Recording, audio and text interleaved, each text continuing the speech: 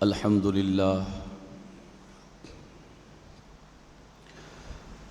لله رب العالمين والصلاة والسلام على أشرف الأنبياء والمرسلين محمد بن عبد الله الأمين وعلى آله وأصحابه الغر الميامين ومن تبعهم بإحسان إلى يوم الدين. أما بعد، إن الله وملائكته يصلون على النبي يا أيها الذين آمنوا صلوا عليه وسلموا تسليما. اللهم صل وسلم وزد وبارك على سيدنا ومولانا محمد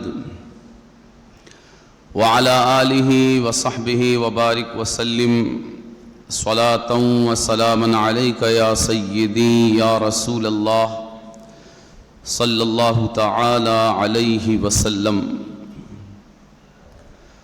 بلغ العلا بکمالہ کشف الدجا بجمالہ حسنت جمیع خصالہ صلوا علیہ وآلہ. اللہم صلی وسلم وزد وبارک علی سیدنا ومولانا محمد وعلى آلہ وصحبہ وبارک وسلم صلاة وسلاما علیک یا سیدی یا رسول اللہ صلی اللہ تعالی علیہ وسلم. اللہ تبارک و تعالی کی توفیق سے ہمیں آج پھر یہ مبارک اور مسعود ساعتیں میسر ہیں کہ ہم اس کے گھر میں، اسی کی بارگاہ میں اپنی بندگی اور نیاز کے سجدے لٹانے کے لیے حاضر ہیں، اور اپنے پروردگار کی اس توفیق پر ہم اس کا دل و جان کی گہرائیوں کے ساتھ شکر ادا کرتے ہیں کہ اس نے ہمیں یہ توفیق، یہ سعادت اور یہ موقع عطا فرمایا. میں نے عرض کیا تھا کہ ناموس رسالت کے حوالے سے بالخصوص حالیہ دنوں آقا کریم صلی اللہ علیہ وآلہ وسلم کی سیرت طیبہ کو جس طرح اپنے طور پر نشانہ بنانے کی کوشش کی گئی ہے، ہم اس کو پوری سنجیدگی اور علمی ماحول میں ہم اس کو سمجھنے کی کوشش کریں کہ وقتاً فوقتاً اٹھنے والی ان فاسد اور مفسد آوازوں کی حقیقت اور سچائی کیا ہے، اور اس کا پس منظر کیا ہے، اس کا پیش منظر کیا ہے.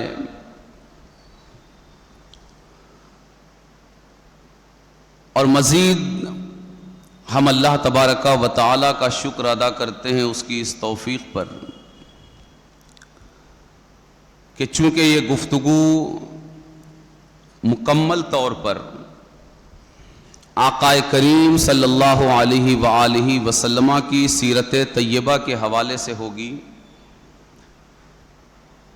اور اس طرح یہ ہماری طرف سے آقا کریم صلی اللہ علیہ وآلہ وسلم کی بارگاہ میں آپ کے میلاد پاک کی مناسبت اور موقع سے ایک تحفہ ہوگا جسے ایک گنہگار امتی اپنے آقا کریم صلی اللہ علیہ وآلہ وسلم کی بارگاہ میں نذر کر سکے گا۔ گفتگو باضابطہ شروع ہو اس سے پہلے ایک انتہائی ضروری تمہید ہمارے ذہنوں میں ضرور ہونی چاہیے۔ گفتگو کا مقصد یہ ہم میں سے کسی کے دل اور دماغ میں اٹھنے والے کسی اعتراض کی تسکین اور اس کا جواب دینا مقصود نہیں ہے۔ اس لیے کہ ایک مسلمان ہونے کی حیثیت سے مسلمان کے دل میں اور مسلمان کے دماغ میں، وہ پڑھا لکھا ہو یا پڑھا لکھا نہ ہو، آقا کریم صلی اللہ علیہ وآلہ وسلم کے تعلق سے، آپ کی سیرت کے تعلق سے، آپ کے کردار کے تعلق سے، آپ کے اخلاق اور آپ کی عادات و اطوار کے تعلق سے کبھی کوئی اعتراض پیدا ہو ہی نہیں سکتا۔ اور جس کے دل میں آقا کریم کی سیرت و کردار کے تعلق سے کوئی ادنا شک اور شبہ بھی پیدا ہو جائے، اعتراض تو دور کی بات ہے، وہ انسان مسلمان نہیں رہ سکتا۔ اتنی بات اچھی طرح آپ ذہن میں رکھ لیں کہ یہ پوری گفتگو جو ہوگی اس کا مقصد یہ ہوگا کہ ہم اس کو سن کر اس پوزیشن میں آ جائیں کہ ہمارے سامنے جب کوئی یہ گفتگو کرے تو ہم علمی طور پر حقائق کی روشنی میں ہم اس کو جواب دے سکیں۔ باقی رہا مسئلہ ہمارا، تو ایک مسلمان کے لیے جس دن اس نے کلمہ پڑھا لا الہ الا اللہ محمد الرسول اللہ صلی اللہ علیہ وسلم، اسی دن اس نے یہ دروازہ بند کر دیا کہ آقا کریم کے کسی بھی قول یا کسی بھی عمل کے تعلق سے مجھے ذرہ برابر شک بھی ہو سکتا ہے۔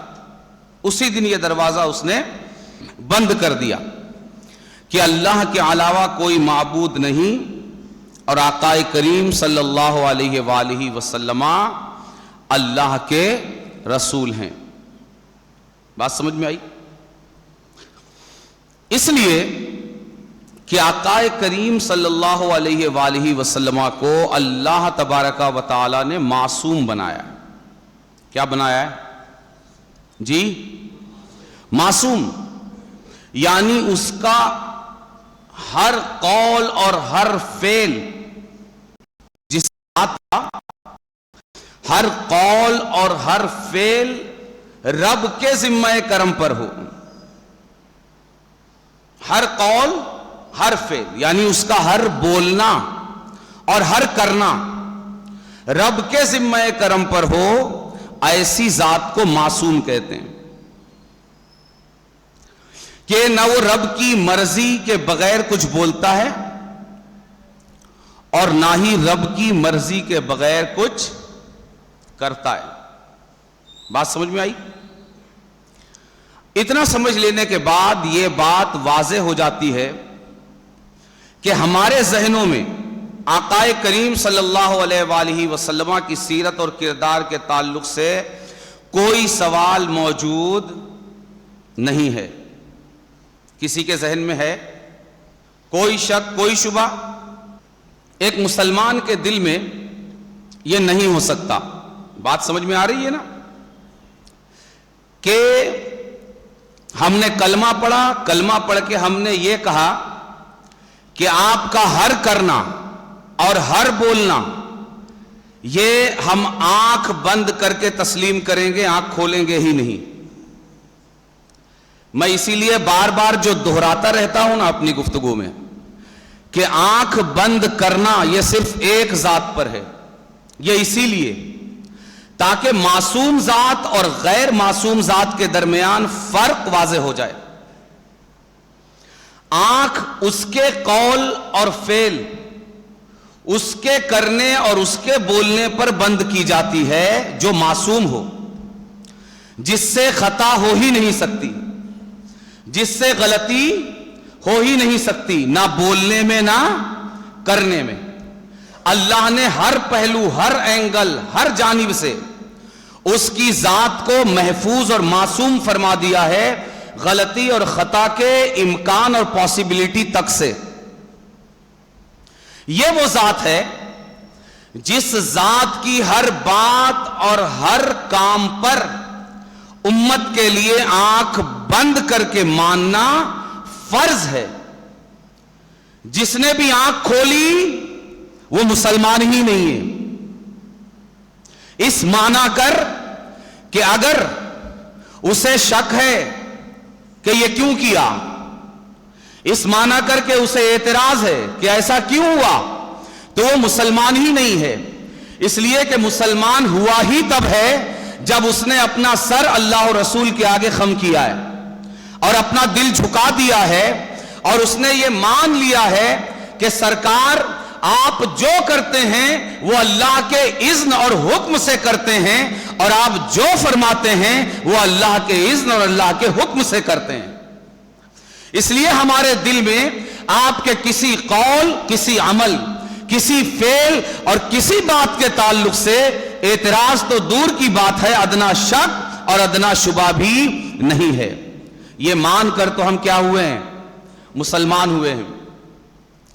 اور بتاؤں آپ کو, اللہ کے رسول کی ہر بات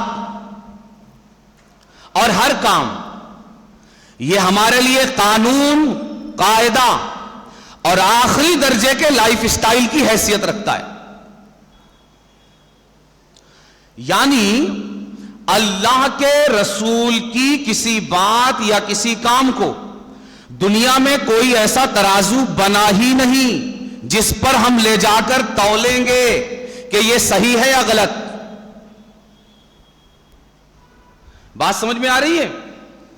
کسی کی بھی بات کو اگر آپ صحیح یا غلط ثابت کرنا چاہتے ہیں تو اس کے لیے ایک پیمانہ ہوتا ہے, اس پیمانے پر آپ اسے تولیں گے. اگر درستگی کے پیمانے پر صحیح اترا تو درست, اور غلط ہونے کے پیمانے پر صحیح اترا تو غلط. مگر میں آپ کو بتاؤں کہ اس پوری کائنات میں اللہ کے رسول صلی اللہ علیہ وآلہ وسلم کے کسی قول اور کسی فعل کے لیے کوئی ترازو بنا ہی نہیں کہ جس پر لے جا کر آپ سرکار کے کسی عمل کو تولیں, سرکار کے کسی قول کو تولیں. کیوں؟ اللہ نے خود سرکار کو ترازو بنا کر اس دنیا میں پیدا کیا ہے, جس پر ساری کائنات کے قول اور عمل, ہر ایک کی بات اور ہر ایک کے کام کو جس پر خود تولا جائے گا. جس ترازو پر ساری کائنات کے قول و عمل کو تول کر ہم دنیا کو بتائیں گے کہ یہ صحیح ہے یا غلط, ہم اسے کس ترازو پر لے جا کر تولیں گے. اس لیے یہ ہمارے ایمان کا حصہ ہے کہ ہم یہاں سرکار کے کسی قول یا عمل کو تولنے نہیں بیٹھے ہیں. ہم صرف تسلیم کرنا, ایمان لانا اور اسے ماننا جانتے ہیں, بس. اس کے علاوہ کچھ اور نہیں. بات آتی ہے سمجھ میں؟ اس لیے آج جو بھی گفتگو ہو اور آگے جو بھی گفتگو ہو, ہم اپنے سرکار کے کسی قول یا عمل کو تولنے اور صحیح یا غلط کے ترازو پر اسے رکھنے کے لیے نہیں بیٹھے. یہ سسٹم یہاں بنتا ہی نہیں ہے. بات سمجھ میں آئی؟ اس لیے کہ دنیا میں دنیا کا کوئی انسان آ جائے اگر کوئی ہم سے پوچھے کہ وہ ایسا کرتا ہے، اس کا ایسا کرنا صحیح ہے یا نہیں، ہم کہاں دیکھیں گے؟ سرکار کی طرف دیکھیں گے۔ سرکار نے جو قرآن دیا اس کی طرف دیکھیں گے، سرکار نے جو حدیث پاک دی اس کی طرف دیکھیں گے، سرکار کی خود جو سیرت طیبہ ہے اس کی طرف دیکھیں گے۔ اس لیے کہ اللہ سے ڈائریکٹلی ہمارا کوئی رابطہ نہیں ہے۔ سرکار کو اگر درمیان سے نکال دیا جائے تو ہمارے پاس حق اور باطل کا کوئی پیمانہ ہے، کوئی ترازو نہیں ہے۔ یعنی دنیا کے کسی بھی انسان کے کسی بھی عمل یا کسی بھی بات کے تعلق سے اگر ہم کو یہ سمجھنا ہے کہ یہ صحیح ہے یا غلط، تو ہم اس کو کہاں لے جا کے تولیں گے؟ آقا کریم کی ذات کے پیمانے پر۔ بات سمجھ میں آ رہی ہے؟ ترازو کو بھی کبھی تولا جاتا ہے، ترازو کو بھی کبھی تولا جاتا ہے، ترازو کو کبھی نہیں تولا جاتا۔ یہ ہمارے جو 100 200 400 500 روپے کے جو ترازو ہوتے ہیں نا، ان کو کبھی نہیں تولا جاتا۔ ہمیشہ ترازو پر دوسرے کو تولا جاتا ہے، ترازو کو کبھی نہیں تولا جاتا۔ میرے رب نے میرے سرکار کو اس کائنات میں حق اور باطل، صحیح اور غلط کا ترازو بنا کر پیدا کیا ہے۔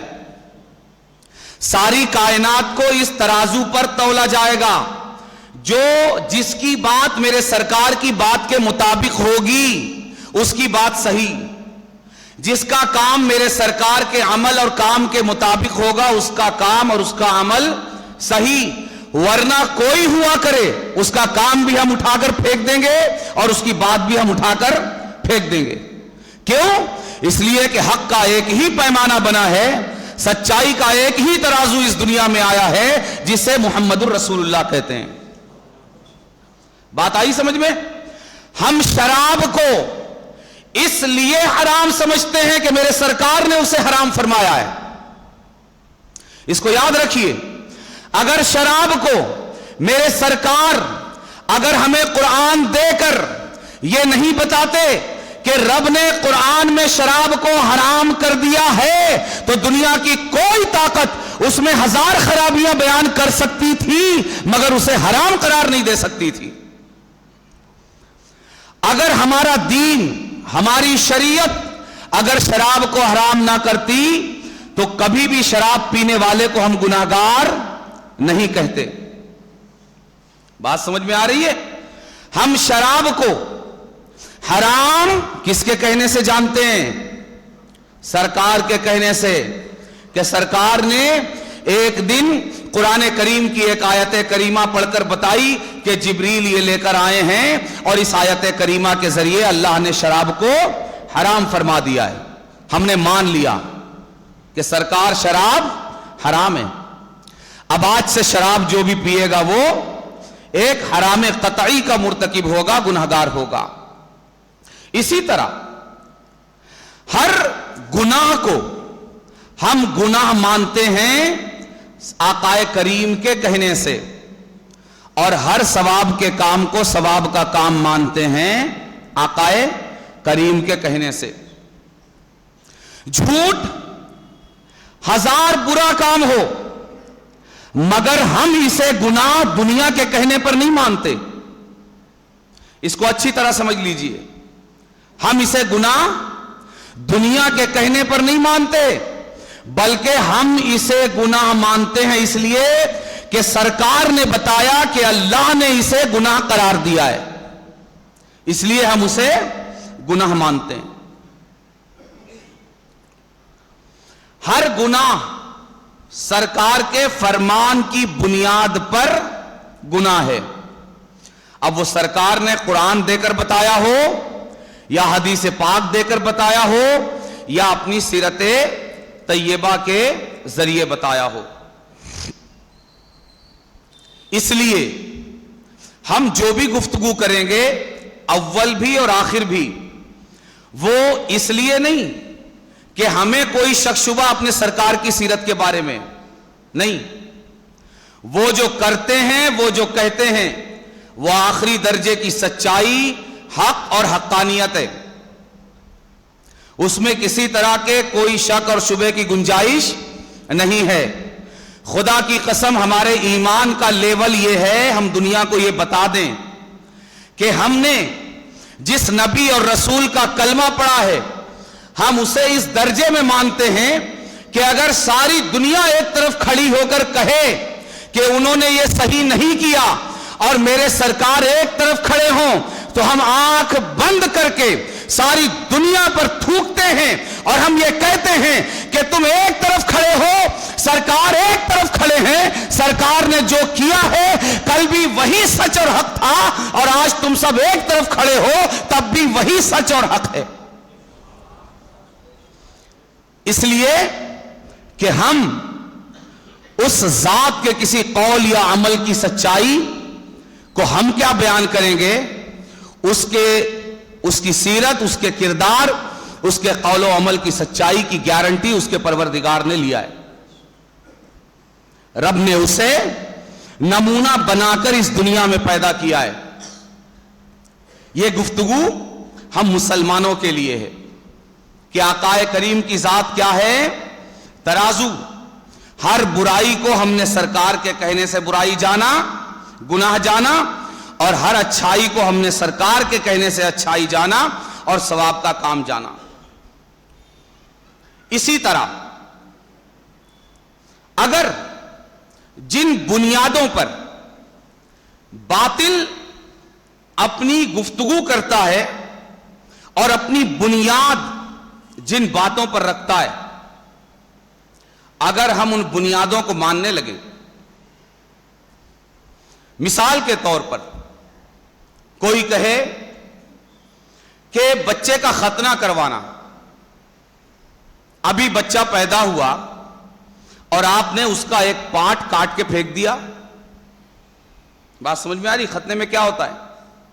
یہی ہوتا ہے نا کہ بچہ پیدا ہوتا ہے، پیدا ہوتے ہی یا ایک خاص عمر تک اس کے بدن کا ایک حصہ کاٹ کے ہم پھینک دیتے ہیں۔ اگر معیار، ترازو اور بنیاد اگر دنیا کے پیمانے ہوں، دنیا کے ترازو ہوں، تو پھر دنیا تو کہے گی کہ ختنہ کرانا بھی کیا ہے؟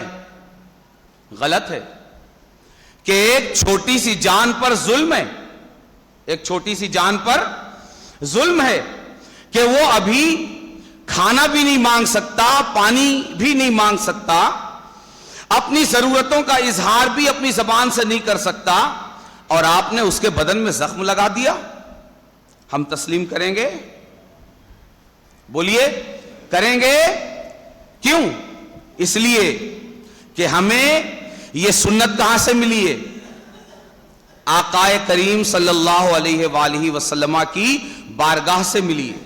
ہم اسے تسلیم نہیں کریں گے۔ کوئی آ کے کہے کہ بھائی بچہ ابھی بالغ ہوا نہیں اور آپ نے اس کو 1 مہینے کے لیے بھوکا پیاسا رکھ دیا رمضان میں، کہ روزہ رکھنا ضروری ہے۔ طلوع فجر سے لے کر غروب آفتاب تک وہ ایک دانہ نہ کھا سکتا ہے، نہ ایک قطرہ پانی پی سکتا ہے۔ یہ کون سی انسانیت ہے کہ اسے 10-12 سال کی عمر میں آپ نے بھوکا رکھ دیا اور پیاسا رکھ دیا؟ ہم کیا کہیں گے؟ ہم کہیں گے کہ ترازو تمہاری انسانیت نہیں ہے، ترازو انسان کو پیدا کرنے والے کا ترازو ہے۔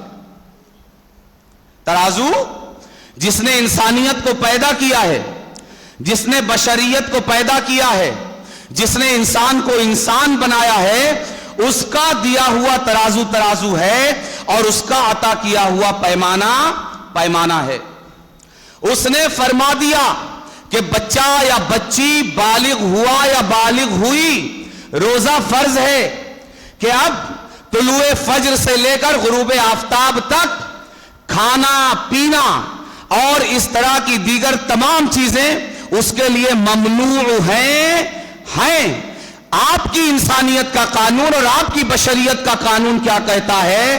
ہمیں اس سے کچھ لینا دینا نہیں ہے۔ کیوں؟ اس لیے کہ ہمارے نزدیک معیار اور ترازو اور پیمانہ کس کا حکم ہے؟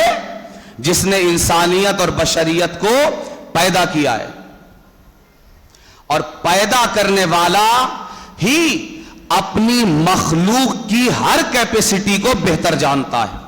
وہ خود قرآن کریم میں ارشاد فرماتا ہے الا یعلم من خلق، وہی ہے جو جانتا ہے اس کو جسے اس نے پیدا کیا ہے۔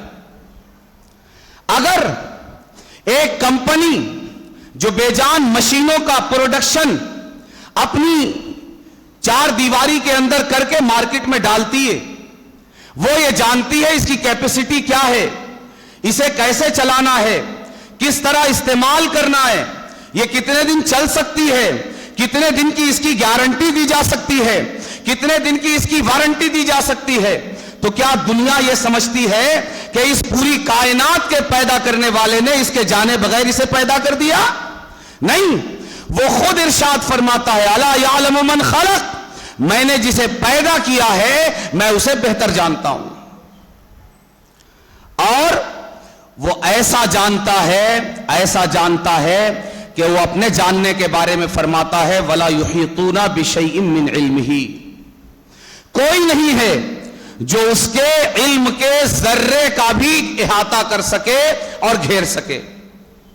وہ ارشاد فرماتا ہے ساری دنیا کا علم تمہیں دے دیا گیا، تم ہواؤں میں پرواز کر رہے ہو، پانی میں تیر رہے ہو، سیاروں پر اور ستاروں پر کمندے ڈال رہے ہو، تم چاند پر چلے گئے، مریخ پر جانے کی کوششیں کر رہے ہو بلکہ چلے گئے، تم فضاؤں کی پہنائیوں میں اڑنے لگے، تم نے سب کچھ کر لیا، مگر میرا رب ارشاد فرماتا ہے وَمَا أُوتِيتُم مِّنَ الْعِلْمِ إِلَّا قَلِيلًا، رب کی بارگاہ سے یہ سارا علم دے کر بھی تمہیں جو علم دیا گیا ہے وہ تھوڑا ہی ہے۔ یعنی اس تھوڑے علم میں دنیا کہاں سے کہاں ترقی کر گئی، مگر یہ روشنی اللہ کے عطا کردہ تھوڑے سے علم کی روشنی ہے۔ وَمَا أُوتِيتُم مِّنَ الْعِلْمِ إِلَّا قَلِيلًا، تمہیں تھوڑا ہی علم دیا گیا ہے۔ اس لیے اول بھی اور آخر بھی ہمیں یہ بات یاد رکھنی ہے، اور یہ تمہید ہی، آج کی گفتگو ہی ہمارے لیے مسلمانوں کے لیے سب سے زیادہ ضروری اور اہم گفتگو ہے کہ ہماری آنکھیں بند ہیں کس پر؟ آقا کریم صلی اللہ علیہ وآلہ وسلم کی ذات کریم پر۔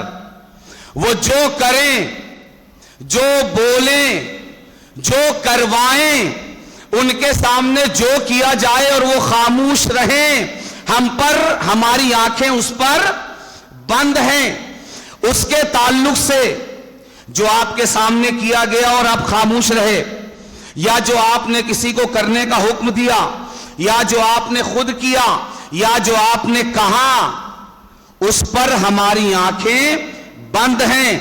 ہمیں اعتراض تو دور، اس پر کوئی ادنا شک اور شبہ بھی نہیں ہے۔ یہ گفتگو ہمارے لیے اور ہمارے ایمان کی بات ہے۔ انشاءاللہ دوسروں کو ہمیں کس طرح سمجھانا ہے، اس حوالے سے آئندہ ہفتے سے گفتگو شروع کریں گے۔ اللہ تبارک و تعالی ہمارے ایمان میں کمال عطا فرمائے اور انتہائی درجے کی پختگی عطا فرمائے۔ وما علینا الا البلاغ۔